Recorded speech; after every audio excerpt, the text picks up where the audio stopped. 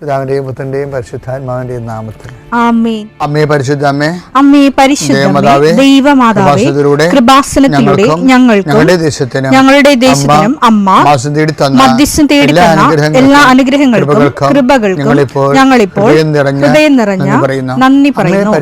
അമ്മേ പരിശുദ്ധമേ, ദൈവമാതാവേ, 2004 ഡിസംബർ 7 ഉച്ചകഴിഞ്ഞ് 2:30 കൃപാസനത്തിൽ സംഭവിച്ച അമ്മയുടെ പ്രത്യക്ഷപ്പെടലിനെ കുറിച്ച് തിരുസഭയ്ക്ക് സമർപ്പിച്ചിരിക്കുന്ന പഠനരേഖകളുടെ മേൽ സഭാത്മകമായ പഠനം ആരംഭിക്കുവാൻ ഞങ്ങൾ പ്രാർത്ഥിക്കുന്നു. അമ്മേ പരിശുദ്ധമേ, ഭൂസ്വർലോകങ്ങളുടെ രാജ്ഞിയായ അങ്ങേയ്ക്ക് ഭൗമസംരക്ഷണത്തിനായി പ്രപഞ്ചപ്രകൃതിയെ തന്നെ തിരുസഭ പ്രതിഷ്ഠിക്കുവാൻ ഈ പ്രത്യക്ഷീകരണം വഴി ഇടയാക്കണമേ. പരിശുദ്ധമേ, ജപമാല മാതാവേ, സകല കൃപാസനം പ്രാർത്ഥനയോടും ചേർത്ത് ഞങ്ങളിപ്പോൾ പ്രാർത്ഥിക്കുന്ന ഈ കുടുംബത്തിന്റെ പ്രത്യേക നിയോഗം മക്കളെ, അമ്മയുടെ പ്രത്യക്ഷീകരണത്തിന്റെ ഈ അനുഗ്രഹവേളയിൽ ഞങ്ങൾക്ക് സാധിച്ചു തരുവാൻ കനിയണമേ. ആമേൻ. വിശ്വാസ പ്രമാണം. സർവശക്തനായ പിതാവും ആകാശത്തിന്റെയും ഭൂമിയുടെയും സൃഷ്ടാവുമായ ദൈവത്തിൽ ഞാൻ വിശ്വസിക്കുന്നു. അവിടുത്തെ ഏകപുത്രനും ഞങ്ങളുടെ കർത്താവുമായ ഈശോമിശിഹായിലും ഞാൻ വിശ്വസിക്കുന്നു. ഈ പുത്രൻ പരിശുദ്ധാത്മാവിനാൽ ഗർഭസ്ഥനായി കന്യകാമറിയത്തിൽ നിന്ന് പിറന്ന് പൊന്തിയോസ് പീലാത്തോസിന്റെ കാലത്ത് പീഡകൾ സഹിച്ച് കുരിശിൽ തറയ്ക്കപ്പെട്ട് മരിച്ച് അടക്കപ്പെട്ട് പാതാളങ്ങളിൽ ഇറങ്ങി മരിച്ചവരുടെ ഇടയിൽ നിന്ന് 3-ാം നാൾ ഉയർത്ത് സ്വർഗത്തിലേക്ക് എഴുന്നള്ളി സർവശക്തിയുള്ള പിതാവായ ദൈവത്തിന്റെ വലതുഭാഗത്തിരിക്കുന്നു. അവിടെ നിന്ന് ജീവിക്കുന്നവരെയും മരിച്ചവരെയും വിധിക്കുവാൻ വരുമെന്നും ഞാൻ വിശ്വസിക്കുന്നു. പരിശുദ്ധാത്മാവിലും ഞാൻ വിശ്വസിക്കുന്നു. വിശുദ്ധ കത്തോലിക്കാ സഭയിലും പുണ്യവാന്മാരുടെ ഐക്യത്തിലും പാപങ്ങളുടെ മോചനത്തിലും ശരീരത്തിന്റെ ഉയർപ്പിലും നിത്യമായ ജീവിതത്തിലും ഞാൻ വിശ്വസിക്കുന്നു. ആമേൻ. സ്വർഗ്ഗസ്ഥനായ ഞങ്ങളുടെ പിതാവേ, അങ്ങയുടെ നാമം പൂജിതമാകണമേ. അങ്ങയുടെ രാജ്യം വരണമേ. അങ്ങയുടെ തിരുമനസ് സ്വർഗത്തിലെ പോലെ ഭൂമിയിലും ആകണമേ. അന്നു വേണ്ടുന്ന ആഹാരം ഇന്ന് ഞങ്ങൾക്ക് തരണമേ. ഞങ്ങളോട് തെറ്റ് ചെയ്യുന്നവരോട് ഞങ്ങൾ ക്ഷമിക്കുന്നത് പോലെ ഞങ്ങളുടെ തെറ്റുകൾ ഞങ്ങളോടും ക്ഷമിക്കണമേ. ഞങ്ങളെ പ്രലോഭനത്തിൽ ഉൾപ്പെടുത്തരുതേ, തിന്മയിൽ ഞങ്ങൾ രക്ഷിക്കണമേ. ആമേൻ. നന്മ നിറഞ്ഞ മറിയമേ, സ്വസ്തി. കർത്താവ് അങ്ങയുടെ കൂടെ സ്ത്രീകളിൽ അങ്ങ് അനുഗ്രഹിക്കപ്പെട്ടവളാകുന്നു. അങ്ങയുടെ ഉദരത്തിൻ ഫലമായി ഈശോ അനുഗ്രഹിക്കപ്പെട്ടവനാകുന്നു. പരിശുദ്ധ മറിയമേ, തമ്പുരാന്റെ അമ്മേ, പാപികളായ ഞങ്ങൾക്ക് വേണ്ടി ഇപ്പോഴും ഞങ്ങളുടെ മരണസമയത്തും തമ്പുരാനോട് അപേക്ഷിക്കണമേ. ആമേൻ. കർത്താവിന്റെ ഉന്നതമായ നാമത്തിന് സ്വസ്ഥം ചെയ്യും. കർത്താവിന്റെ വിശുദ്ധ പൗരോഹിത്യത്തെ മഹത്വപ്പെടുത്തണമേ. കർത്താവ് സഭയിലുള്ള സാന്നിധ്യം പ്രകടമാക്കണമേ. ഒരു കുരിശ് കിട്ടിയാൽ അതിൻ്റെ കൂടെ കർത്താവിനെ കൂടി കിട്ടുമെന്ന് ആ ദൈവത്തിൻ്റെ പദ്ധതിയാണെന്ന് ഞങ്ങൾക്ക് വെളിപാട് തന്നു ചെയ്യും. ഞങ്ങൾക്ക് നിലവിലുള്ള കുരിശിൻ്റെ കൂടെ എല്ലാം കർത്താവിനെ കൂടി കിട്ടാൻ വേണ്ടി ഞങ്ങളത് കർത്താവിൻ്റെ നാമത്തിലാക്കുന്നു ചെയ്യും. കർത്താവ് അങ്ങയുടെ മക്കള് ജീവിതത്തിൻ്റെ ഓരോരോ മണ്ഡലങ്ങളിൽ പ്രവർത്തിക്കുന്നവരെ അവരവിടെ അനുഭവിക്കുന്ന പ്രത്യേക സങ്കടങ്ങൾ, പ്രത്യേക വിഷമതകൾ, പ്രത്യേക തടസ്സങ്ങൾ ഈ പ്രാർത്ഥനയുടെ ശക്തിയാൽ ഈ നിമിഷം വിട്ടുമാറണമെന്ന് കൽപ്പിക്കുന്നു യേശുവിൻ്റെ നാമത്തിൽ. വിവാഹം തടസ്സമുള്ളവരെ, മരുന്ന് ഭരിക്കാത്തവരെ, മരുന്ന് കിട്ടാത്തവരെ കർത്താവ് ഈ ആശീർവാദ ശക്തിയാൽ അങ്ങയുടെ മക്കള് അങ്ങ് സുഖപ്പെടുത്തണമെന്ന് പ്രാർത്ഥിക്കുന്നു. അമ്മേ പരിശുദ്ധമ്മേ, ദേവമാതാവേ, കാൽവരിയിലെ മാതാവേ, എല്ലാ മക്കൾക്കും സഹനത്തിൻ്റെ അമ്മയെപ്പോലെ ശക്തി നൽകണമെന്ന് പ്രാർത്ഥിക്കുന്നു. എൻ്റെ കർത്താവിൻ്റെ ഉന്നതമായ നാമത്തിൽ സഭയുടെ അധികാരത്തിൽ 40 വർഷം ഞാൻ അർപ്പിച്ച കുർബാനയുടെ യോഗ്യതയാൽ കൃപാസനത്താരെ ജീവനോടെ പ്രത്യക്ഷപ്പെട്ട മാതാവിൻ്റെ മാധ്യസ്ഥം നടന്നിട്ടുള്ള 10,000-കണക്കിന് ആരാധന ശക്തിയാൽ ആരാധന കൂടുന്നവരെല്ലാം കൂടുമ്പോഴെല്ലാം കർത്താവിൻ്റെ കൃപയാൽ നിറയട്ടെ. നിങ്ങൾ ഇന്ന് അനുഭവിക്കുന്ന പ്രത്യേക പ്രതിസന്ധികൾ, രോഗങ്ങൾ, പീഡകൾ, ആശങ്കകൾ, ഉത്കണ്ഠകൾ യേശുക്രിസ്തു നാം നീങ്ങിപ്പോട്ടെ. നിത്യം പിതാവും പുത്രനും പരിശുദ്ധാത്മാവിലും നീക്കുവാമേ. എൻ്റെ പ്രിയപ്പെട്ടവർ, നമ്മൾ സത്യവചനം എന്നാ പറയുന്നത്. എന്താ? ദൈവം സത്യമായതുകൊണ്ട് സത്യമായ ദൈവത്തിൽ നിന്ന് വരുന്ന വചനം സത്യവചനമാണ്. പക്ഷെ ദൈവത്തിൻ്റെ വചനം സത്യമാണെങ്കിലും നമ്മൾ അത് നുണയായിട്ട് സ്വീകരിച്ച നമുക്കത് സത്യം ഫീൽ ചെയ്യത്തില്ല. അപ്പോൾ നിങ്ങൾ പറയും, നിങ്ങൾ എന്താ ഇങ്ങനെ പറയണത് ചോദിക്കുക. അങ്ങനെയല്ല, ഇത് ശരിയാണ്. ദൈവത്തിൽ നിന്ന് വരണത് സത്യവചനമാണ് വരണത്. സത്യമായ ദൈവത്തിന് സത്യവചനം വരും. പക്ഷെ നമ്മളത് നുണയായിട്ട് സ്വീകരിച്ചാൽ നമ്മൾക്കത് ഫീൽ ചെയ്യത്തില്ല, ആ സത്യം ഫീൽ ചെയ്യത്തില്ല. അങ്ങനെ നുണയെ സ്വീകരിച്ച ആൾക്കാരുണ്ട് ബൈബിളിൽ. അതിൽ ഒന്നാമത്തെ ആൾ സാറയാണ്. അവരതൊരു തമാശയായിട്ട് കോമഡിയായിട്ട് എടുത്തത്, അതുകൊണ്ട് അവർ ചിരിച്ചത്. എനിക്ക് സാറയുടെ ചിരിയുണ്ടല്ലോ, സാറ ചിരിക്കുന്നു. ഇപ്പം നമ്മുടെ അണുബോംബിൻ്റെ പേരെന്തായിരുന്നു ആദ്യം ഉണ്ടാക്കിയ? ബുദ്ധൻ ചിരിക്കുന്നു. അതുപോലെ ഇപ്പം എൻ്റെ മനസ്സിൽ സാറ ഒരു അണുബോംബായിരിക്കും മിക്കവാറും. അത് അവർ കർത്താവിൻ്റെ വചനം കേട്ടപ്പോൾ ചിരിച്ചു. പക്ഷെ എബ്രഹാം ചിരിച്ചില്ല. സാറ വിശ്വാസിയുടെ മാതാവാകേണ്ട ആളായിരുന്നു, പക്ഷെ പോയി. രണ്ടുപേരോടും ഒരേ സമയത്താണ് കർത്താവ് വചനം പറഞ്ഞത്. ഒരാൾ മാത്രം വിശ്വാസിയുടെ പിതാവായി, മറ്റാൾ ചിരിച്ചില്ലെന്ന് പിന്നെയും നുണ പറഞ്ഞു. അപ്പോഴും കർത്താവ് പറഞ്ഞു, നുണയാണ് പറഞ്ഞത്, നീ ചിരിച്ചെന്ന് പറഞ്ഞു. ഏറ്റവും വലിയ ഒരു ദൈവാനുഗ്രഹം വചനത്തെ, എല്ലാ വചനങ്ങളെയും ഞാൻ പണ്ടേ പത്തിപ്പറമ്പിൽ അച്ഛനെന്നും പറഞ്ഞൊരു അച്ഛനാണ് എന്നെ ബൈബിൾ പഠിപ്പിച്ചത്. എന്നെ അല്ല, ഞങ്ങളുടെ ബാച്ചിനാണ്. അപ്പോൾ അദ്ദേഹം ഇൻസ്പിറേഷൻ പഠിപ്പിക്കും, ബൈബിളിൻ്റെ വെളിപാടിനെ കുറിച്ച് പഠിപ്പിക്കും. അപ്പോൾ അദ്ദേഹം പറയും, എവരി വേർഡ് ഈസ് ഇൻസ്പയർഡ് എന്ന് പറയും, റെവലേഷനാണെന്ന് പറയും. എല്ലാ വചനത്തെ ബൈബിളിലെ എല്ലാ വാക്കും. അപ്പോൾ ഞാൻ അവിടെ ഇരുന്നുകൊണ്ട് പറയും, എവരി കുത്തും കോമായും റെവലേഷനാണെന്ന് പറയും. ഇപ്പം എൻ്റെ കൂടെ അണ്ണന്മാരുടെ ചിരിക്കും. സത്യപ്രമേയത്തിനൊക്കെ ചിരിക്കല കൂടുതലല്ല, പുള്ളികൾക്ക് നോക്കുകയുള്ളൂ. പക്ഷെ പിന്നീട് എൻ്റെ മനസ്സിൽ ഞാൻ ആശയം മാറ്റിയിട്ടില്ല. കർത്താവിൻ്റെ വചനത്തിൽ കുത്തും കോമായൊക്കെ പിന്നെ ചേർത്താണ്, അതിൻ്റെ ചില കുത്തും കോമായൊക്കെ പിന്നീട് ചേർത്താണ്. വചനം പാരഗ്രാഫ് തിരിച്ചപ്പോഴൊക്കെ ചേർത്തിട്ടുണ്ട്. R.S. സ്റ്റീഫനൊക്കെ 15-15 നൂറ്റാണ്ടിലൊക്കെ ചേർത്തിട്ടുണ്ട്. നമ്പരൊക്കെ വൈദ്യനൊക്കെ നമുക്ക് വായിക്കേണ്ട സഹോദരൻ നമ്പറിട്ട് തന്നില്ലേ? അപ്പോഴും ആ വചനത്തിൽ തൊട്ടപ്പോഴെല്ലാം എപ്പോഴും നമ്മൾ ചിലപ്പോൾ മനുഷ്യൻ്റെ പ്രക്രിയ കൊണ്ട് എന്തെങ്കിലുമൊക്കെ ഒരു ന്യൂനത ഉണ്ടെങ്കിലും when we believe in it നമുക്കത് അനുഭവവേദ്യമാകും. അതാണ് എൻ്റെ വിഷയം വചനത്തിൻ്റെ. അതുകൊണ്ട് എപ്പോഴും ഈ ബിലീവ് ചെയ്യാനുള്ള ഒരു കഴിവെന്ന് പറയണത് ദൈവം നമ്മുടെ ഒരു സഹകരണത്തോടു കൂടി ദൈവം ഓരോരുത്തർക്കും നൽകേണ്ട പ്രത്യേക ദാനമാണെന്നുള്ളതാണ്.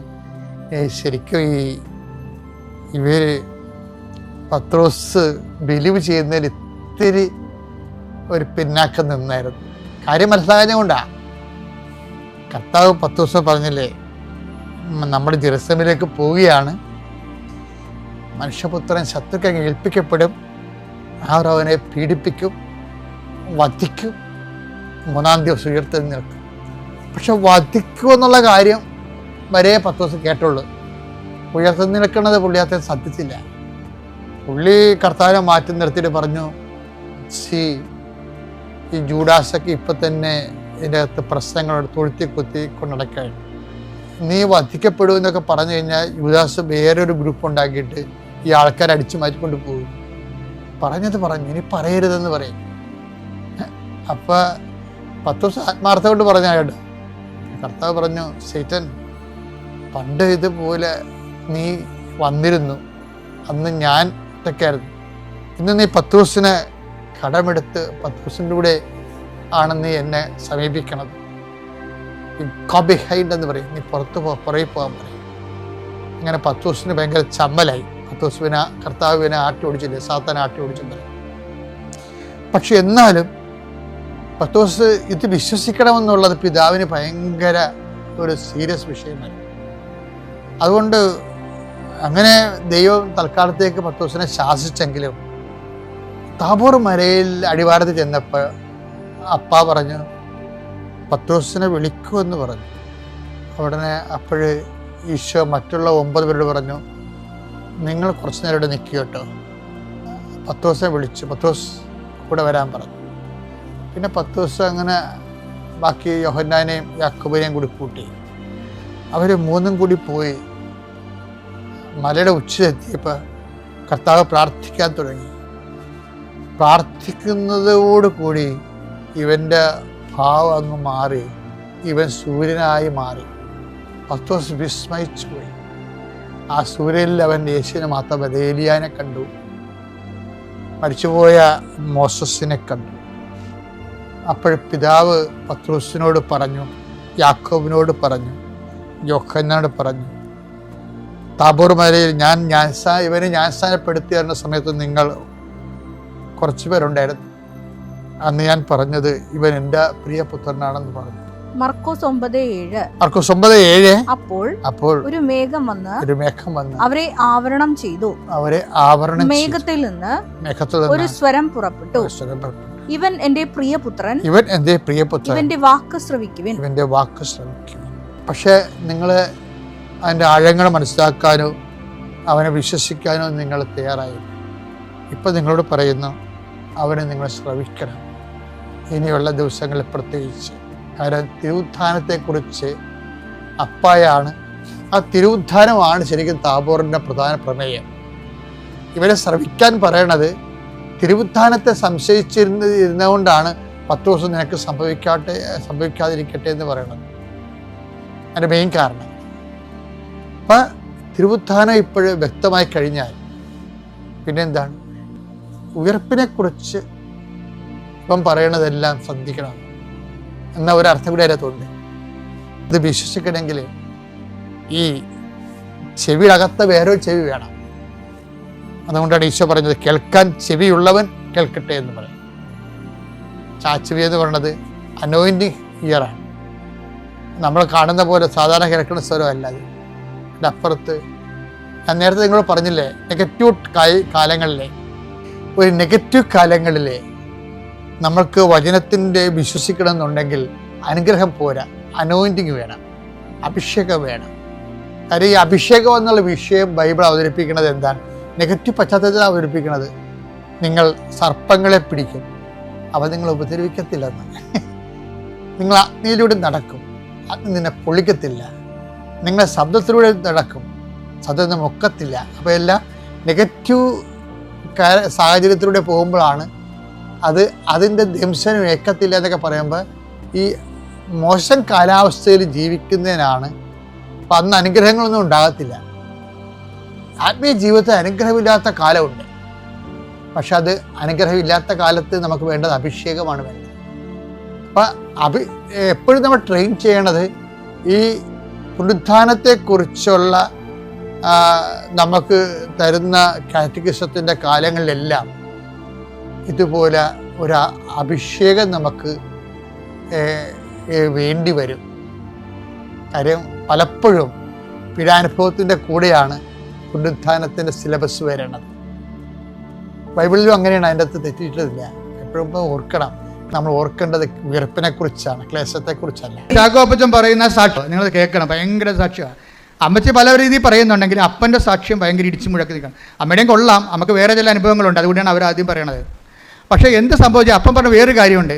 ഞാൻ ഈ കോവിഡ് കാലത്തും അല്ലാത്ത കാലത്തും ഒക്കെ എവിടെയെങ്കിലും കൃപാസനം പത്രം ഏതെങ്കിലും പള്ളിയിലോ അല്ലെങ്കിൽ പൊതുസ്ഥലത്തോ ഇരിക്കണ കണ്ടാൽ ഞാൻ എൻ്റെ അമ്മയെന്നും പറഞ്ഞ് എടുത്തുകൊണ്ട് പോയിട്ട് ഞാൻ എല്ലാവർക്കും കൊടുക്കും. എന്നിട്ട് ഞാൻ അവരെക്കുറിച്ച്, അമ്മയെക്കുറിച്ച് പറയും അവരോട്. എൻ്റെ മക്കളെ, അത് എപ്പോഴും ഇന്നലെ ഒരു യൂത്ത് ഇവിടെ ഒരു സാക്ഷ്യം പറഞ്ഞ്, അതായത് എൻ്റെ ഒരു സ്ഥിരം പരിപാടി എന്ന് പറയണത് ആരെ കണ്ടാലും ഞാൻ അമ്മയെക്കുറിച്ച് പറയും, ദൈവത്തെക്കുറിച്ച് പറയും. ഞാൻ ബസ്സിൽ വെച്ച് കണ്ടാലും എനിക്ക് തോന്നും ദൈവത്തെക്കുറിച്ച് അവരോട് പറയണമെന്ന് തോന്നും. ഇത് ശരിക്കും പറഞ്ഞാൽ നിങ്ങൾ ഓർക്കുക, അതായത് നിങ്ങൾക്ക് അങ്ങനെ ആരെ കണ്ടാലും ദൈവത്തെക്കുറിച്ച് പറയണം അല്ലെങ്കിൽ ദൈവത്തിൻ്റെ അടയാളങ്ങളെക്കുറിച്ച് പറയണം എന്ന് തോന്നിയാൽ അതിൻ്റെ അർത്ഥം എന്താണെന്നറിയാവോ? നിങ്ങൾ അനുഗ്രഹത്തിൻ്റെ കാലം കഴിഞ്ഞു എന്നതിൻ്റെ അർത്ഥം. പിന്നെ എന്താ കാലം? നിങ്ങൾക്ക് കൃപയുടെ കാലം തുടങ്ങി. കൃപ വരുമ്പോഴാണ് മറ്റുള്ളവരോട് ദൈവത്തെക്കുറിച്ച് പറയാൻ തോന്നണതെന്നാണ് ബൈബിൾ പറയണത്. നടപടി പുസ്തകം 14:26. അപ്പോസ്തല പ്രവർത്തനങ്ങൾ 14:26. അവിടെ നിന്ന് അന്ത്യോക്യയിലേക്ക് കപ്പൽ കയറി തങ്ങൾ നിർവഹിച്ച ദൗത്യത്തിന് ആവശ്യമായിരുന്ന ദൈവകൃപയ്ക്ക് അവർ ഭരമേൽപ്പിക്കപ്പെട്ടത് അവിടെ വെച്ചാണല്ലോ. അപ്പോൾ അവരെ ഏൽപ്പിച്ച ദൗത്യം എന്ന് പറയുന്നത് എന്താണ്? ക്രിസ്തുവിനെ കൈമാറുന്നതാണ്. ഒരാൾ ആ ക്രിസ്തുവിനെ കൈമാറുന്നതിന് എന്താ നമുക്ക് വേണ്ടത്? അനുഗ്രഹമല്ല വേണ്ടത്, അത് ഫിസിക്കൽ ഫേവേഴ്സ് ആണ്. നമ്മുടെ ബോഡിക്ക് മാത്രമേ ഉപകരിക്കാൻ പറ്റത്തുള്ളൂ. ക്രിസ്തുവിനെ കൈമാറ്റാൻ വേണ്ട ദൈവശക്തിയാണ് വേണ്ടത്. അതിനെന്ത് വേണം? ദൈവസ്നേഹവും ദൈവശക്തിയും. കാര്യം ദൈവശക്തി ഉണ്ടാകത്തില്ല പെട്ടെന്ന്. ദൈവസ്നേഹം ഒരാളുടെ വ്യക്തിയിൽ വർദ്ധിക്കുമ്പോഴാണ് ദൈവശക്തി അപ്ലോഡ് ചെയ്യണത്. എപ്പോഴും ഓർത്തേക്കണം. അപ്പോൾ നിങ്ങൾ ലക്ഷ്യം വെക്കേണ്ടത് എന്തിനാണ്? ദൈവസ്നേഹത്തിനാണ് ലക്ഷ്യം വെക്കേണ്ടത്. എന്ത് ചെയ്താലും ഏത് ദൗത്യം ചെയ്താലും കർത്താവേ നിന്റെ സ്നേഹത്തിൽ നിറയാൻ ഇത് ഉപാധിയാക്കണമെന്ന് പ്രാർത്ഥിക്കുക. കർത്താവേ നിന്റെ സ്നേഹത്തിൽ നിറയാൻ എന്റെ ഉടമ്പടി പ്രവർത്തനങ്ങളെ നീ ഉപാധിയാക്കിക്കൊണ്ട് നിന്റെ സ്നേഹത്താൽ നിറഞ്ഞുകൊണ്ട് നിന്റെ കൃപയുടെ പ്രയോക്താക്കളാക്കാൻ എന്നെ അനുഗ്രഹിക്കണമേ. അപ്പൊ കൃപ ദൈവത്തിനെ കൈമാറാൻ തുടങ്ങുമ്പോ ഇപ്പൊ നിങ്ങൾക്ക് ഒരു പത്രം കൊടുക്കാൻ സന്തോഷം തോന്നിയാൽ അപ്പോൾ ഓർക്കുക ദൈവകൃപയിലേക്ക് നിങ്ങൾ പ്രവേശിച്ചെന്ന്. മനസ്സിലായില്ലേ? അതുവരെ ഇപ്പം നിങ്ങളുടെ IELTS പാസ്സായ അനുഗ്രഹമാണത്, 10 വിത്തൽ അനുഗ്രഹമാണത്, നിങ്ങൾക്ക് കല്യാണം നടന്ന അനുഗ്രഹമാണത്, നിങ്ങളുടെ ജോലി കിട്ടിയ അനുഗ്രഹമാണത്. പക്ഷേ നിങ്ങൾക്ക് കർത്താവിനെ കൈമാറാൻ തോന്നിയാൽ അത് കൃപയാണ്. കൈയടിക്കട്ടെ.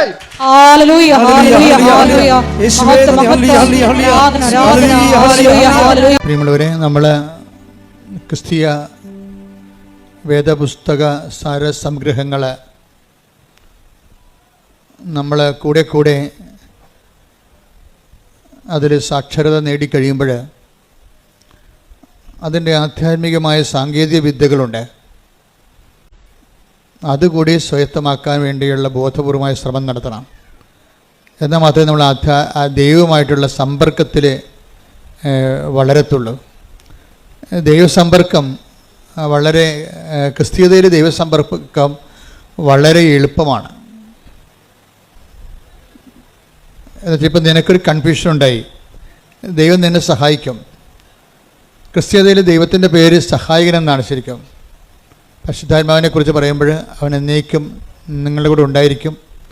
എൻ്റെ പിതാവ് അയക്കുന്ന സഹായകൻ എന്നേക്കും നിങ്ങളുടെ കൂടെ ഉണ്ടായിരിക്കും. അപ്പോൾ ദൈവത്തിന് സഹായത്തിൻ്റെ ഒരു കൗണ്ടറുണ്ട്, ഒരു ഔട്ട്ലെറ്റ്. അപ്പോൾ ദൈവത്തിൻ്റെ മനസ്സിലേക്ക് മനസ്സിലായില്ലേ, നമ്മളെ ഏത് വിധേനയും നമ്മൾ അകപ്പെട്ടു പോയാൽ നമ്മളെ സഹായിക്കണമെന്നുള്ളൊരു മനസ്സിൽ നിന്നാണ് ഈ സഹായകൻ എന്നുള്ള കോൺസെപ്റ്റൊക്കെ പരിശുദ്ധാത്മാവ് നമുക്ക് ഈശോ വെളിപ്പെടുത്തി തന്നിരിക്കുന്നത്. Take the bed of God, സഹായകൻ. ശ്രുതിക്കട്ടെ ഹല്ലേലൂയ, ഹല്ലേലൂയ, ഹല്ലേലൂയ, ഹല്ലേലൂയ. യേശുവേ നന്ദി, ഹല്ലേലൂയ, ഹല്ലേലൂയ, ഹല്ലേലൂയ, ഹല്ലേലൂയ, ഹല്ലേലൂയ, ഹല്ലേലൂയ. യേശുവേ ആരാധന, ആരാധന, ആരാധന, ആരാധന, ആരാധന. ഹല്ലേലൂയ, ഹല്ലേലൂയ, ഹല്ലേലൂയ, ഹല്ലേലൂയ. യോഹന്നാൻ 14:26. യോഹന്നാൻ 14:26. എന്നാൽ എന്റെ നാമത്തിൽ പിതാവ് അയക്കുന്ന സഹായകനായ പരിശുദ്ധാത്മാവ് എല്ലാ കാര്യങ്ങളും നിങ്ങളെ പഠിപ്പിക്കുകയും ഞാൻ നിങ്ങളോട് പറഞ്ഞിട്ടുള്ളതെല്ലാം നിങ്ങളെ അനുസ്മരിപ്പിക്കുകയും ചെയ്യും. ബേസിക് ആയിട്ട് ദൈവത്തിന്റെ ആത്മാവിന്റെ ജോലി എന്താണ്? നമ്മളെ സഹായിക്കുകയാണ്. നിങ്ങളെ ക്രിസ്ത്യാനിറ്റിയുമായിട്ട് പരിചയപ്പെടുമ്പോൾ സ്വാഭാവികമായും ആദ്യം വരണത് ഈ സഹായകൻ്റെ കൗണ്ടറിലാണ് വരണത്. കർത്താവിൻ്റെ മൗലികമായ ദൈവത്തിൻ്റെ മൗലികമായ പ്രവർത്തനങ്ങൾ, അടിസ്ഥാന പ്രവർത്തനങ്ങൾ ഒന്നാണ് സഹായം. അമ്മയിലൂടെ പോലും നമുക്ക് കിട്ടുന്ന സഹായങ്ങൾ ദൈവത്തിൻ്റെ പൊതുനിലപാടിൻ്റെ ഭാഗമായിട്ടാണ്. നമ്മളൊരു പ്രത്യേക പ്രയാസത്തിൽ വീണ് കഴിഞ്ഞാൽ ദൈവം നമ്മളെ സഹായിക്കും. അത് ഇസ്രയേലിൻ്റെ ഒരു അനുഭവമാണ്. ഇസ്രയേലിന് യഹൂദന്മാർക്ക് അവരാണല്ലോ ഈ വെളിപാടിൻ്റെ ആദ്യത്തെ ആൾക്കാർ.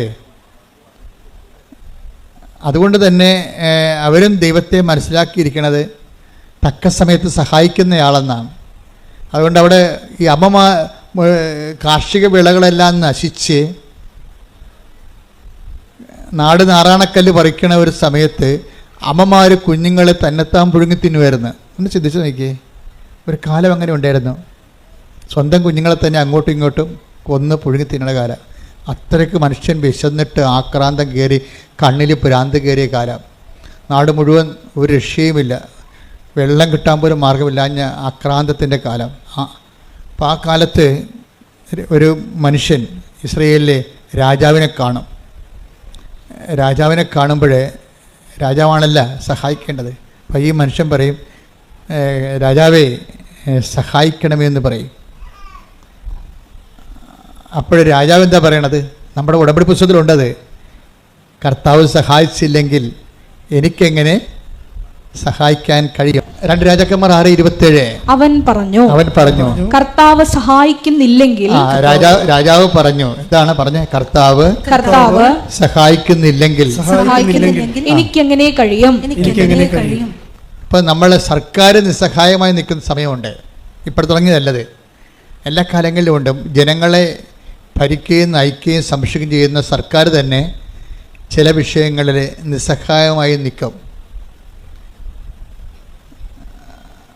അത് ഞാനും കണ്ടിട്ടുണ്ട്. നമ്മളത്തെ ഈ ഇന്ന് കാണുന്ന പല ആൾക്കാരും നമ്മൾ സമാധാന കാലത്ത് മാത്രമാണ് അവർക്ക് അവിടെ അധികാരം പ്രയോഗത്തിൽ വരത്തുള്ളൂ.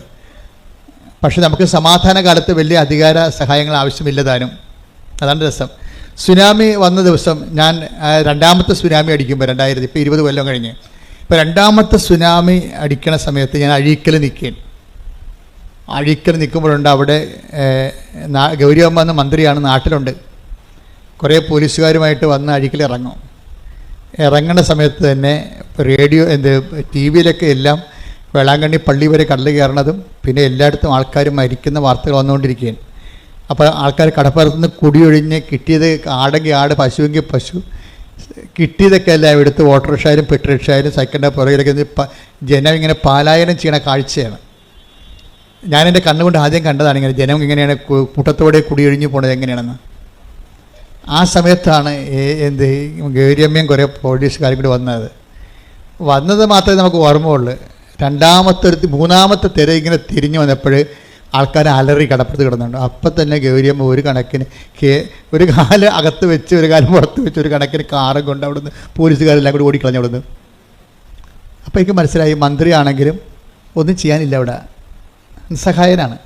ആരായാലും നിസ്സഹായനാണ്. അപ്പോൾ എനിക്കൊരു പേടി വന്നത് ജനമിങ്ങനെ കൂട്ടത്തോടെ പലായനം ചെയ്യണം കണ്ടപ്പോൾ എനിക്ക് ഭയങ്കര പ്രയാസമായി. കാര്യം ഇനി ജനം തിരിച്ചു വരത്തില്ലേ? ഇനി എന്താണ്? കടൽ കയറി വരികയാണ്, മൂന്നാമത്തെ കയറ്റം കയറി കഴിഞ്ഞാൽ നാട് മുങ്ങിപ്പോവുക. അപ്പോഴും ഞാൻ നോക്കിയപ്പോൾ എൻ്റെ മുമ്പിലുണ്ടായത് ഈ മദർ തെരേസയിലെ കുറേ കന്യാസിമാരാണ്. അവർ 3-4 പേര് മനക്കോടത്തുനിന്ന് വന്ന് അഴീക്കാൻ നിൽക്കുകയാണ് ഈ ദുരന്തം കണ്ട്. ഞാൻ ഉടനെ, അവർ കുറച്ച് പ്രാർത്ഥനയൊക്കെ ഉള്ളവരാണല്ലോ, ഒന്നുമില്ലെങ്കിൽ പ്രാർത്ഥന അല്ലെങ്കിൽ അവർ നല്ല പ്രവർത്തനങ്ങളുള്ള ആൾക്കാരാണ്. അപ്പോൾ പ്രാർത്ഥന, പ്രവർത്തനം, പ്രയോഗം എല്ലാം പ്രഖ്യാപനത്തിൻ്റെ ഒരു ഭാഗമാണ്. അപ്പോൾ അവർക്ക് ബലമുണ്ടാകും, ദൈവതിരുസന്നിധിയിൽ അവർക്ക് ബലമുണ്ട്. അപ്പോൾ ഞാൻ ഉടനെ അവരെയും വിളിച്ചുകൊണ്ട് കടലിലോട്ട് ചെന്ന്. അപ്പോൾ എൻ്റെ മനസ്സിലുണ്ട് എന്താ പ്രശ്നം വെച്ചാൽ വേറെ അവിടെ കാഴ്ചക്കാരിക്കാവുന്നല്ലാതെ ദൈവത്തിൻ്റെ ആൾക്കാർക്കല്ലാതെ അവിടെ ഒന്നും ചെയ്യാനില്ല. അത് നമ്മൾ കണ്ടതാണ്, നേരെ കണ്ട സംഭവമാണ്. അപ്പം ഞാൻ 4 കന്യാസിമാരെയും വിളിച്ചുകൊണ്ട് കടലിലോട്ട് ചെന്നിട്ട് എന്താ ചെയ്യണമെന്ന് വെച്ചാൽ അവിടെ മുട്ടിയിൽ നിന്നിട്ട് ഇവിടെ ഈ കന്യാസിമാരുടെ കൈ അപ്പുറത്തും കോർത്ത് പിടിച്ചുകൊണ്ട് ഞങ്ങൾ സ്വർഗസ്ഥനായ പിതാവ് നന്മറിഞ്ഞുറയും ചൊല്ലി. എന്നിട്ട് ഞാൻ പറഞ്ഞത് ഒറ്റ കാര്യമേ ഉള്ളൂ, കർത്താവേ, ജോബിൻ്റെ പുസ്തകത്തിൽ എഴുതിയിട്ടുണ്ട് എന്താണ്, കടലിന് ഓടാമ്പൽ വെച്ച് നീയാണെന്ന്. നീ ഇന്ന് ഓടാമ്പൽ വെച്ചില്ലെങ്കിൽ ഈ ജനം ഉണ്ടാകത്തില്ല. അതായത് കടലിന് ഓടാമ്പൽ വെക്കുന്നത് കർത്താവാണെന്ന് ജോബിൻ്റെ പുസ്തകത്തിലുള്ളതാണ്. ഈ വചനങ്ങൾ പഠിക്കുന്നതിൻ്റെ ഉദ്ദേശം തക്ക സമയത്ത് നമുക്കത് പ്രയോഗിക്കാൻ വേണ്ടിയാണ്. എൻ്റെ മനസ്സിൽ പരിശുദ്ധാത്മാവ് എൻ്റെ ഒരു സഹായം തന്നതാണ്. എന്താണ്? ഈ വചനം ഓർക്കടാ, ഈ വചനം ഓർത്ത് പ്രാർത്ഥിക്കാൻ പറഞ്ഞു. ആ വചനം ഞാൻ ഓർത്തപ്പോഴേ അത് സഹായമാണ് ശരിക്കും. പരിശുദ്ധാത്മാവിൻ്റെ വചനം ഓർപ്പിച്ചു തരുമെന്നാണ് പറഞ്ഞത്. എന്താണ്? ഞാൻ പഠിപ്പിച്ചുള്ളത് നിങ്ങളെ അനുസ്മരിപ്പിക്കുകയും ചെയ്യും. യോഹന്നാൻ 14:26 എന്നാൽ എന്റെ നാമത്തിൽ പിതാവ് അയക്കുന്ന സഹായകനായ പരിശുദ്ധാത്മാവ് എല്ലാ കാര്യങ്ങളും നിങ്ങളെ പഠിപ്പിക്കുകയും ഞാൻ നിങ്ങളോട് പറഞ്ഞിട്ടുള്ളതെല്ലാം നിങ്ങളെ അനുസ്മരിപ്പിക്കുകയും ചെയ്യും.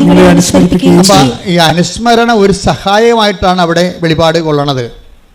നിങ്ങൾക്ക് തക്ക സമയത്ത് പ്രാർത്ഥിക്കാൻ വചനങ്ങൾ വേണം. കാര്യം നമ്മൾ വായിത്തൊന്നേ വിളിച്ച് പ്രാർത്ഥിക്കുന്ന പോലെ അല്ല വചനം പ്രാർത്ഥിക്കണത്. വചനം പ്രാർത്ഥിക്കുമ്പോൾ വചനത്തിലുള്ളത് എല്ലാം ദൈവത്തിൻ്റെ വാഗ്ദാനങ്ങളാണുള്ളത്. അപ്പോൾ ഞാൻ നിങ്ങളെ അനുസ്മരിപ്പിക്കുമെന്ന് പറഞ്ഞു കഴിഞ്ഞാൽ വാഗ്ദാനമാണത്. അപ്പോൾ ദൈവം ഇപ്പം നമുക്കറിയാമല്ലോ, ബ്ലോക്കിലായാലും പഞ്ചായത്തിലായാലും നമുക്ക് ഇഷ്ടമുള്ളത് പോയി ചോദിക്കാൻ പറ്റത്തില്ല. ബ്ലോക്കിൽ ചെന്നിട്ടും പറയണേ എനിക്ക് ഓസ്ട്രേലിയയിൽ പോകണം, കുറച്ച് ലോൺ തരാൻ പറഞ്ഞാൽ പറയും അത് നിങ്ങൾ പോലെ ബാങ്കിൽ പോയി അന്വേഷിക്കാൻ പറയും. ബ്ലോക്കുകാർ തരുക. ഇവിടെ വല്ല ഇറച്ചിക്കൊഴിയുക, പശുവിനെ കുത്തുവെക്കുക, വല്ല പരിപാടി ഉണ്ടെങ്കിൽ ചെയ്യാം. അത് ബ്ലോക്കിൽ ചെന്നിട്ട് നമ്മൾ ഉടനെ ഓസ്ട്രേലിയയിൽ പോകണം, ലോൺ തരണമെന്ന് അവർ തരുക? തരത്തില്ല. അത് കഴിഞ്ഞാൽ അവിടെ അതിൻ്റെ പ്രൊവിഷൻ ഇല്ല. നമ്മളെപ്പോഴും ദൈവവചനം പറഞ്ഞ് പ്രാർത്ഥിക്കുമ്പോഴുള്ള ഗുണമെന്ന് പറയുന്നത് ദൈവവചനത്തിൽ അതിൻ്റെ പ്രൊവിഷനുണ്ട്. എന്താണ് നിനക്ക് കിട്ടണമെന്നറിയാം. നമുക്കൊരു വാഗ്ദാനം തന്നിട്ടുണ്ട്. അപ്പോൾ നിങ്ങളോട് അരമണിക്കൂർ വചനം വായിക്കാൻ പറഞ്ഞിട്ടില്ലേ? അരമണിക്കൂർ എന്ന് പറയുമ്പോൾ ഈ അരമണിക്കൂർ ഇങ്ങനെ നിങ്ങൾ നോവൽ വായിക്കണ പോലെ വായിച്ചു പോകാനല്ല ഞാൻ ഉദ്ദേശിക്കുന്നത്. നിങ്ങളൊരു 5 മിനിറ്റ് വായിച്ചിട്ട് അത് തന്നെ ആവർത്തിച്ച് വായിക്കണം. പിടികിട്ടിയ 5 മിനിറ്റ് വായിക്കണം. വായിച്ചിട്ട് പിന്നെ എന്ത് ചെയ്യണം? ആവർത്തിച്ച് വായിക്കണം. ആവർത്തിച്ച് വായിക്കുമ്പോൾ ഏതെങ്കിലും ഒരു വചനത്തിൽ നിങ്ങൾക്ക് അനോയിൻറ്റിങ് കിട്ടും. വചനത്തിൽ അങ്ങനെ ഒരു പ്രശ്നമുണ്ട്. ഇപ്പോൾ ഒരു 5-8-10 അമ്മമാർ നിൽക്കുകയാണെന്ന് വിചാരിച്ചോ. അപ്പോൾ നമ്മൾ പെറ്റ നമ്മുടെ കുഞ്ഞ് ഇങ്ങനെ വരുമ്പോൾ എല്ലാ അമ്മമാരും നോക്കും. എന്നിട്ട് ആ കൊച്ചിൻ്റെ അമ്മയെ കാണുമ്പോഴാണ് ആ കൊച്ചിനെ കൈവെക്കണത്. അപ്പോൾ ഉടനെ അമ്മ വാരിയെടുക്കും അതിനെ. അതുപോലെ ചില വചനങ്ങൾക്ക് നമ്മളെ കാണുമ്പോൾ അഭിഷേകം ഉണ്ടാവും. നമുക്കതിൻ്റെ അഭിഷേകം കിട്ടും. ഉടനെ ആ വചനം നമ്മൾ പറയും അത് കാണാതെ പഠിക്കാൻ പറയും. ആ വചനം കാണാതെ പഠിക്കാൻ പറയും. അങ്ങനെ വചനം പഠിക്കണത്. അല്ല ഞാൻ വചനപ്പെട്ടി എടുത്തിട്ട് കുറേ വചനം കാണാൻ പഠിച്ചേക്കാം. അല്ലെങ്കിൽ ഞാൻ വചനം വായിക്കുമ്പോൾ അങ്ങോട്ട് വായിച്ച് പോയേക്കാം. അങ്ങനെ വായിച്ചാൽ നിങ്ങൾ അങ്ങനെ വായിച്ച് പോയിക്കൊള്ളൂ. എവിടെ പോകുന്നത് നമുക്ക് ആർക്ക് അവർ പിടിക്കും കിട്ടത്തില്ല. എങ്ങോട്ടാണ് പോകണമെന്ന് അറിയാൻ പറ്റത്തില്ല. വായിച്ച് പോകാനല്ല നോക്കേണ്ടത്. വചനം 5 മിനിറ്റ് എടുത്തിട്ട് അരമണിക്കൂർ 5 മിനിറ്റ് എടുത്തിട്ട് ആ വചനം റിപ്പീറ്റ് ചെയ്ത് വായിക്കണം. ആവർത്തിച്ച് വായിക്കണം. കാരണം ഞാൻ ദൈവവുമായിട്ട് ഇടപഴകുകയാണെന്നുള്ള ബോധം ഉണ്ടാകണം. അല്ലാതെ ഒരു പുസ്തകം വായിക്കണം തോന്നരുത്. നമുക്ക് വായിക്കാം. അപ്പോൾ അതുപോലെ ഒരു ബൈബിളും വായിക്കാം. അങ്ങനെ വായിച്ച അഭിഷേകം ഉണ്ടാകത്തില്ല. ഞാൻ എൻ്റെ ദൈവത്തിൻ്റെ ദൈവത്തോട് വാക്കുകൾ കേട്ടുകൊണ്ടിരിക്കുകയാണ്. വായിക്കുമ്പോൾ ഞാൻ കേട്ടുകൊണ്ടിരിക്കുകയാണ്. ഞാൻ ദൈവത്തെ കേൾക്കുകയാണ് എന്ന് പറയുമ്പോൾ ഭക്തി ഉണ്ടാകും അല്ലേ? ഞാൻ ദൈവത്തെ കേൾക്കുകയാണ്, അല്ലെങ്കിൽ ദൈവം എന്നോട് സംസാരിക്കുകയാണ് എന്ന് നമുക്കൊരു ബോധത്തിൽ വേണം വചനം വായിക്കാൻ. 5 മിനിറ്റ് വായിച്ചിട്ട് പിന്നെ റിപ്പറ്റീഷൻ ആയിരിക്കണം അതിൻ്റെ. അങ്ങനെ റെപ്പറ്റേഷൻ ആയിക്കഴിഞ്ഞാൽ ഈ നമ്മൾ ആവർത്തിക്കുന്ന ഏതെങ്കിലും വചനത്തിൽ വെച്ച് നമുക്ക് ഒരു അഭിഷേകം ഉണ്ടാകും. അത് നമ്മുടെ മനസ്സിലിങ്ങനെ തങ്ങി നിൽക്കും. എന്നിട്ട് തങ്ങി നിന്നിട്ട് അതിങ്ങനെ അബീസിലേക്ക് പോകും. ചില സമയത്ത് അബീസിലേക്ക് പോയാലും അതിൻ്റെ കോഡ് അടിച്ച് നമുക്കറിയാമല്ലോ, സെർവറിലേക്ക് നമ്മുടെ മാറ്റർ മൊബൈലിൽ സെർവറിലേക്ക് പോയാലും ശരി, നമ്മളതിൻ്റെ കോഡ് അടിച്ച് കഴിഞ്ഞാൽ ഉടനെ അത് തിരിച്ചു വരും ഇല്ലേ? എന്ത് വീഡിയോ ആണെങ്കിലും നമ്മൾ അതിൻ്റെ കോഡ് അടിച്ച് കൊടുത്താൽ മതി. ഇതുപോലെയാണ് വചനം വായിച്ചാൽ ഒരു പ്രശ്നം ഉണ്ടായിക്കഴിയുമ്പോൾ പരിശുദ്ധാത്മാവ് നമ്മളെ സഹായിക്കും. ഈ പ്രശ്നത്തിന് ഈ വചനം വെച്ചാണ് പ്രാർത്ഥിക്കേണ്ടത്. അല്ലെങ്കിൽ നമ്മൾ വായി തോന്നുന്ന പോലെ ഈ സ്വയം പ്രേരിത പ്രാർത്ഥന പോലെ വായി തോന്നുന്ന കോതൊക്കെ പാട്ട് പോലെ എന്തെങ്കിലും പറഞ്ഞുകൊണ്ടിരിക്കും. അതല്ല, അത് മനുഷ്യൻ്റെ വചനമാണ്. പലപ്പോഴും ദൈവത്തോട് ഇടപെടുമ്പോൾ ദൈവത്തിൻ്റെ വചനം തന്നെയാണ് നമ്മൾ പറഞ്ഞ് പ്രാർത്ഥിക്കേണ്ടത്. നമുക്ക് ചിലപ്പോൾ നമ്പരൊന്നും അറിയാൻ പറ്റത്തില്ല, പക്ഷേ ദൈവാംശം അതിലുണ്ടാകണം. ഇപ്പോൾ ഞാനെന്താ പറഞ്ഞത്? കർത്താവേ, ജോബിൻ്റെ പുസ്തകത്തിൽ എഴുതിയിട്ടുണ്ട് എന്താണ്? കടലിനെ ഓടാമ്പൽ വെച്ചത് അങ്ങാണെന്ന്. കർത്താവ് ആ ഓടാമ്പൽ ഊരിപ്പോയിട്ടുണ്ടെങ്കിൽ അതിനെ അങ്ങ് തന്നെ അടച്ചു വെക്കണം. ഈ ജനങ്ങളുടെ ജീവൻ രക്ഷിക്കണം. കാരണം ജനങ്ങൾക്ക് വേണ്ടി നമ്മൾ മധ്യസ്ഥം വഹിക്കാൻ അവിടെ അതിന് ശേഷം പിന്നീട് കടൽ ശാന്തമാകുമല്ലോ. അതെന്ന് വെച്ചാൽ ഇതുപോലെ തന്നെയാണ് നിങ്ങളുടെ ജീവിതത്തിൽ ഓരോരോ വിഷയത്തിന് പ്രാർത്ഥനകൾ നിങ്ങൾ പറയുമ്പോൾ പരമാവധി നിങ്ങൾ വളർച്ച പ്രാപിച്ചിട്ട് എന്ന് പ്രാർത്ഥിച്ച് കർത്താവായ ദൈവമേ, ഓരോരോ വിഷയത്തിന് ആസ്പദമായ വചനങ്ങളെ അനുസ്മരിപ്പിച്ച് തരുവാൻ അഭിഷേകം നൽകണമേ. ഓരോരോ വചനത്തിന് ആസ്പദമായ വചനങ്ങളെ, ഓരോരോ വിഷയത്തിന് ആസ്പദമായ വചനങ്ങളെ അനുസ്മരിപ്പിച്ച് നൽകുവാൻ അഭിഷേകം നൽകണമേ.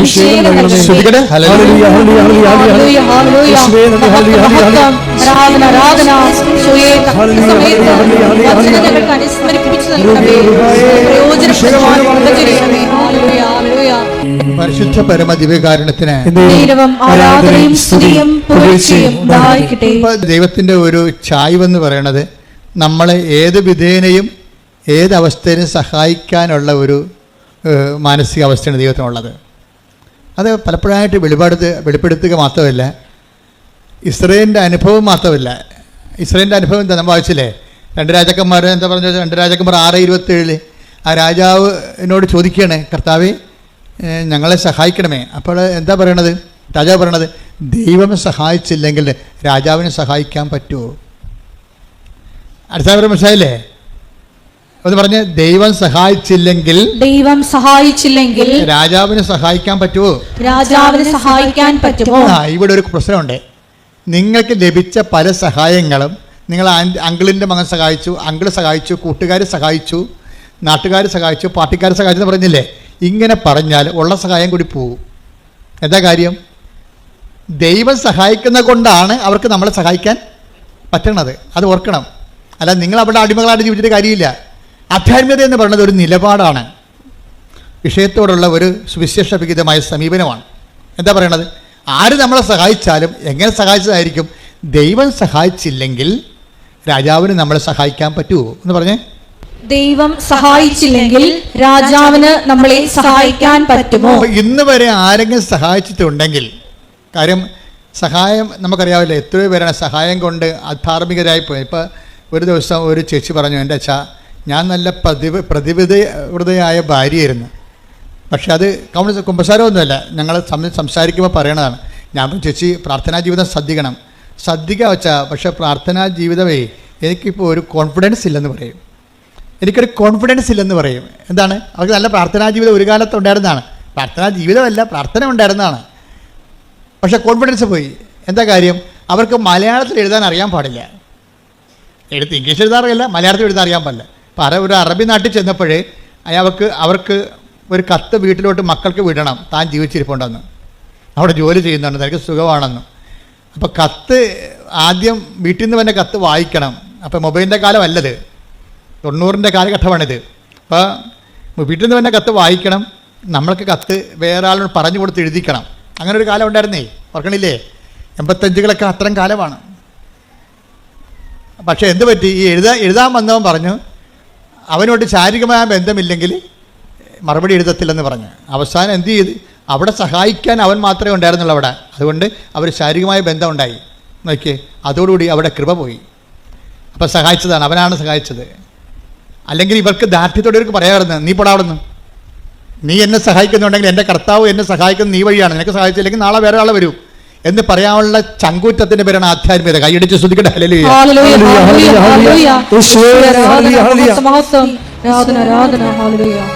പരിശുദ്ധ പരമദിവ്യകാരുണ്യത്തിന് ആധ്യാത്മികത എന്ന് പറയുന്നത് ഒരു കുറച്ച് പ്രാർത്ഥനകളുടെ സംഹിതയല്ല, മറിച്ച് എന്താണ്? ഒരു ജീവിത വിഷയങ്ങളുള്ള ദൈവ കേന്ദ്രീകൃതമായ ഒരു നിലപാടാണ്. അതാണ് ഈ രാജാവ് പറയണത്. നീ എന്നോട് സഹായം ചോദിക്കുന്നു, പക്ഷേ ഞാൻ രാജാവാണ്, എനിക്ക് നിന്നെ സഹായിക്കാം, പക്ഷേ കർത്താവ് നിന്നെ സഹായിച്ചില്ലെങ്കിൽ എൻ്റെ സഹായം വ്യർത്ഥമാണ്. അത് ഇസ്രയേലിന് അറിയാം. യഹൂദ ജനതയ്ക്ക് മുഴുവൻ ആൾക്കാർ, വെളിപാട് ജനതയാണ് അവർക്ക് ദൈവത്തിൻ്റെ വഴികളെക്കുറിച്ച് അറിയാം. അതുകൊണ്ടാണ് അവരെന്താ പറയണത്? അവർ പറയും നമ്മുടെ സഹായം കർത്താവിൻ്റെ നാമത്തിൽ. അല്ലേ? 121 സങ്കീർത്തനം വായിച്ചേ, 121:1 വായിച്ചേ. 121 സങ്കീർത്തനം 1-2 തിരുവചനങ്ങൾ. പർവ്വതങ്ങളിലേക്ക് ഞാൻ കണ്ണുകൾ സങ്കീർത്തനമാണ്. കൈ ഉയർത്തിക്കൊണ്ട് ഇങ്ങനെ പറഞ്ഞേ, പർവ്വതങ്ങളിലേക്ക് ഞാൻ കണ്ണുകൾ ഉയർത്തുന്നു, എനിക്ക് സഹായം എവിടെ നിന്ന് വരും? എനിക്ക് സഹായം കർത്താവിൽ നിന്ന് വരുന്നു. ആകാശവും ഭൂമിയും സൃഷ്ടിച്ച കർത്താവിൽ നിന്ന്. അപ്പൊ ഇത് ഇസ്രായേലിലെ അനുഭവങ്ങളിൽ നിന്ന് പഠിച്ചതാണ്. അപ്പം നിങ്ങളെടുക്കണം, ഇപ്പം നിങ്ങൾ ഉടമ്പടി കഴിയുമ്പോൾ ഒത്തിരിയേറെ ആൾക്കാർക്ക് അനുഭവങ്ങളോ അതിശയങ്ങളോ അനുഗ്രഹങ്ങളോ സംഭവിക്കും. പക്ഷേ അതിനെല്ലാം ഓരോ വ്യക്തികളാണ് ദൈവം ഉപയോഗിക്കണത്. പക്ഷേ നിങ്ങളെ സഹായിക്കണത് ആ വ്യക്തികളല്ല. ആരാണ് സഹായിക്കണത്? കർത്താവാണ് സഹായിക്കണത്. നിങ്ങൾ അറിഞ്ഞിട്ട് കർത്താവിനേക്കാൾ വലിയ ഭക്തി ആ വ്യക്തികൾക്ക് കൊടുക്കും. അങ്ങനെ നിങ്ങൾ പണി മേടിക്കണത്, മനസ്സിലായില്ലേ? നിങ്ങൾ ഉടമ്പടിയോട് കൂടി ഒത്തിരി പേര് നിങ്ങളെ സഹായിക്കും. ഒരു കാലത്തും ബന്ധമില്ലാത്ത, കണ്ടിട്ട് പോലും ഇല്ലാത്ത ആൾക്കാർ സഹായിക്കും. പക്ഷെ സഹായിക്കണം എങ്ങനെയാണ്? പക്ഷെ ആ സമയത്ത് എന്താ സംഭവിക്കണത്? കർത്താവാണ് അവരെ നിങ്ങളെ സഹായിക്കണമെന്നുള്ള ബോധം നിങ്ങൾക്ക് ഉണ്ടാകണം. കാര്യം ക്രിസ്ത്യാനിറ്റിയിൽ അങ്ങനെ ആൾ ദൈവങ്ങളൊന്നുമില്ല. കാണുന്നവരെല്ലാം ഭഗവാനെന്ന് പറയുന്നത് പൊതുധാരണയിൽ ഇന്ത്യൻ സംസ്കാരത്തിൻ്റെ ഭാഗമാണ്. പക്ഷെ വരുന്ന പ്രോബ്ലം എന്ന് പറയണത്, നമ്മൾ ഈ ചത്തുപോണ മനുഷ്യർ പലപ്പോഴും ഇവർ നമ്മളൊന്ന് സഹായിച്ചെന്നും പറഞ്ഞ് നമ്മളുടനെ എടുത്തവരെ ദൈവത്തിൻ്റെ സ്ഥാനത്ത് വെക്കും. നിങ്ങളെനിക്ക് ദൈവത്തെ പോലെയാണെന്ന് പറയും. അങ്ങനെ ഒരിക്കലും പറഞ്ഞു കഴിഞ്ഞാൽ അത് മാരകമായ പാപം, 1-ാം പ്രമാണ ലംഘനമാണ്. അതായത് നിൻ്റെ കർത്താവായ ദൈവം ഞാനാകുന്നു, ഞാനല്ലാതെ മറ്റൊരു ദൈവം നിനക്കുണ്ടാവരുത്. എന്താ കാര്യം? ദൈവത്തിൻ്റെ സ്ഥാനം അറിഞ്ഞോ അറിയാതെയോ അലപരാധികളായ മനുഷ്യർക്ക് കൊടുക്കും. അങ്ങനെ ഉണ്ടെങ്കിൽ അത് നിങ്ങൾ ആരായാൽ തന്നെയും നിങ്ങൾ ദൈവത്തോട് മാപ്പ് ചോദിക്കണം. പ്രാർത്ഥിക്കുക. കർത്താവായ ദൈവമേ, കർത്താവായ ദൈവമേ, ഒരു സഹായം കിട്ടിയതിന്റെ പേരിൽ ഒരു സഹായം കിട്ടിയതിന്റെ പേരിൽ നിന്നെ മറന്ന് നിന്റെ മഹത്വം സൃഷ്ടിക്കപ്പെട്ട മനുഷ്യന് കൊടുത്തിട്ടുണ്ടെങ്കിൽ എന്റെ ജീവിതത്തിലെ ഞാൻ ആ തിന്മ ആവർത്തിക്കയില്ലെന്ന് പറഞ്ഞുകൊണ്ട് മാപ്പിനായി അപേക്ഷിക്കുന്നു. ആരാധന, മഹത്വം.